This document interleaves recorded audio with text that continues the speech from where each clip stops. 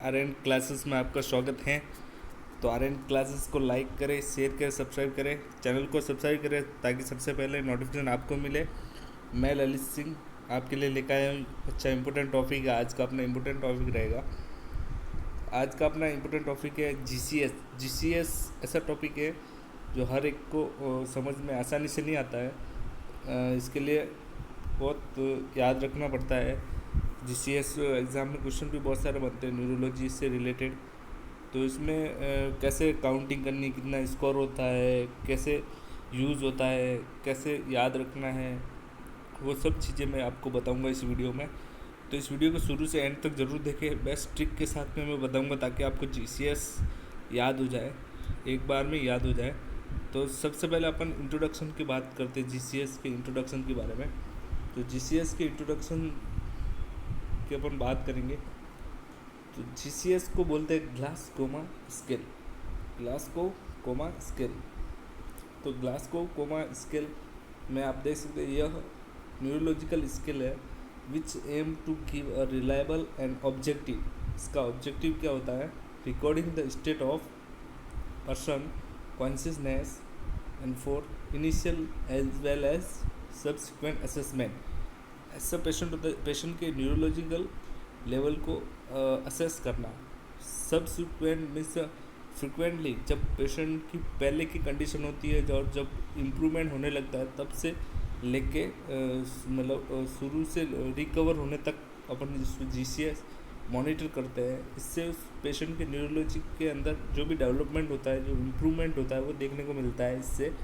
तो जीसीएस जो है वो इन्वेंशन हुआ था 1974 में। इन्वेंशन हुआ था ग्राम टिस्डल ने इसको इन्वेंटेड किया था। Graham Teasdale and Bryan Jennett, professor of neurosurgery, जो न्यूरोसर्जरी के में प्रोफेसर थे at the university of Glasgow. Glasgow means एक यूनिवर्सिटी है, उसके अकॉर्डिंग इसका नाम रखा गया है। और ग्लास को कोमा, अगर कोमा का पेशेंट होता है, कॉन्शियस अनकॉन्शियस पेशेंट, उसके अकॉर्डिंग ये स्केल मतलब स्कोर।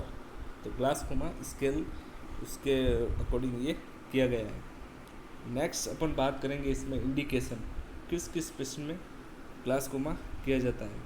तो उस कंडीशन में आप देखते हैं इंडिकेशन, मोस्ट ऑफ इंडिकेशन आपको पता ही होगा, जो एग्ज़ाम में पूछा गया क्वेश्चन है। ग्लास कोमा जीसीएस किस पेशेंट के किया जाता है? तो unconscious patient. Most important question बनता है, ये एग्ज़ाम में पूछा गया क्वेश्चन है। तो अनकॉन्शियस पेशेंट में करते हैं। और अगर पेशेंट हेड इंजरी वाला पेशेंट है, जिसके ब्रेन में अगर इंजरी हो, ट्रॉमेटिक ब्रेन इंजरी हो या एक्यूट ब्रेन इंजरी हो, पेशेंट कम्प्लीटली अगर ब्रेन इंजरी हो, एक्यूट और ट्रोमेटिक, तो भी जीसीएस परफॉर्म किया जाता है। इसके कॉन्शियस लेवल को चेक किया जाता है। तो नेक्स्ट इसमें मोस्ट ऑफ कंपोनेंट्स के बारे में भी एग्जाम में क्वेश्चन बनते हैं। कंपोनेंट से भी क्वेश्चन बनते हैं। तो इसमें आप याद रख सकते हैं ईवीएम। ईवीएम मीन्स एक, आपको पता ही होगा, ईवीएम मीन्स एक वोट मशीन आती है ईवीएम। तो उससे अपन ये याद रख सकते हैं ईवीएम। ईवीएम की फुल फॉर्म है आई, वी फॉर वर्बल और एम फॉर मोटर।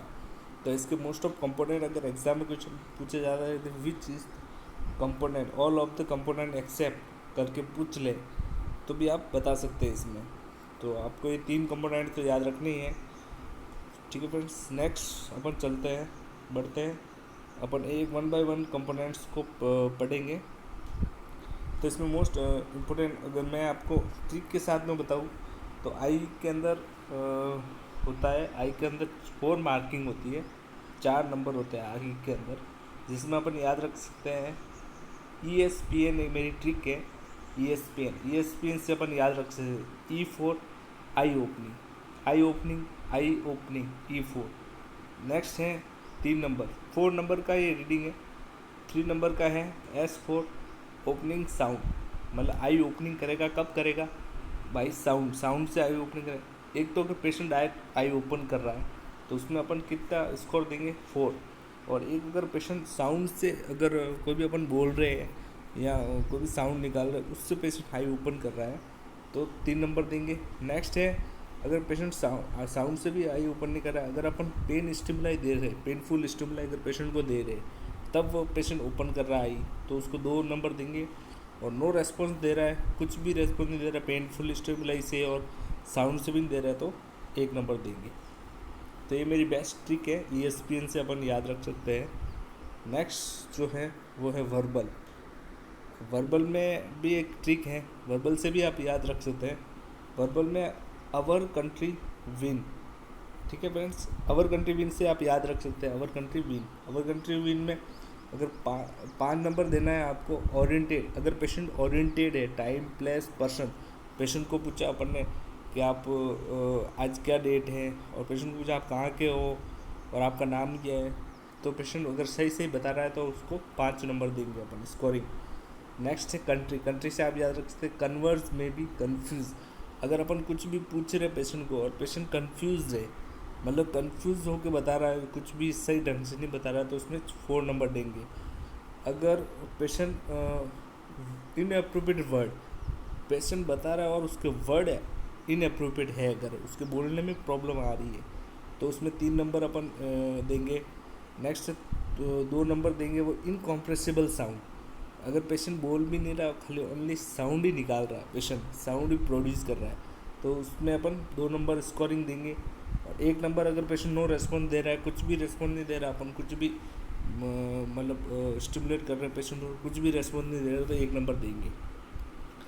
तो ये जो वर्बल होता है वो 5 नंबर का होता है स्कोरिंग। वर्बल की स्कोरिंग होती है 5 नंबर की, ठीक है फ्रेंड्स, वर्बल स्कोरिंग। और आई की 4 नंबर की थी। नेक्स्ट होता है इसमें अपना थर्ड कंपोनेंट्स, वो है मोटर। मोटर के अंदर आपको ट्रिक याद रखनी है, can't live without fan. Can't live without fan के अंदर है कांट का मीन्स फॉलो कमांड। अगर पेशेंट अपनी कंप्लीट फॉलो कमांड कर रहा है, अपन जो भी बोल रहे पेशेंट परफॉर्म कर रहा है, एक्टिविटी कर रहा है, अपन बोल रहे एबडक्शन एडक्शन, अगर कुछ भी एक्टिविटी करा रहा है, movement of hand, flexion, extension, complete अपनी कमांड के अकॉर्डिंग पेशेंट कर रहा है, तो 6 नंबर देंगे। अगर पेशेंट लीव से याद रख सकते हैं लोकलाइज टू पेन, अपन पेनफुल स्टिमुलाई दे रहे हैं पेशेंट को, तब वह मूवमेंट कर रहा है, तो 5 नंबर देंगे। और नेक्स्ट है विदाउट। विदाउट का मीन्स होता है विड्रॉ फ्रॉम पेन। अगर पेशेंट विड्रॉ कर रहा है पेन से, अगर अपना जैसे अपन पेनफुल स्टिमुलाई दे रहे हैं, उससे अपनी बॉडी एक्सट्रीमिटीज़ को दूर लेके जा रहा है, तो अपन उसको 4 नंबर देंगे। नेक्स्ट है 3 number abnormal flexion. Abnormal flexion और 2 नंबर में है एबनॉर्मल एक्सटेंशन। इसमें 2 कंडीशन होती है, मैं आगे एक्सप्लेन करूँगा। तो एबनॉर्मल फ्लैक्शन यानी एबनॉर्मल एक्सटेंशन होता है, तो अपन 2 और 3 नंबर देते हैं। और नेक्स्ट नो रेस्पॉन्स दे रहा है, कोई भी रेस्पॉन्स नहीं है, तो 1 नंबर अपन देंगे। तो मोटर अपने होता है 6 नंबर। मोटर के अंदर 6 नंबर रीडिंग होती है टोटल मोटर के अंदर।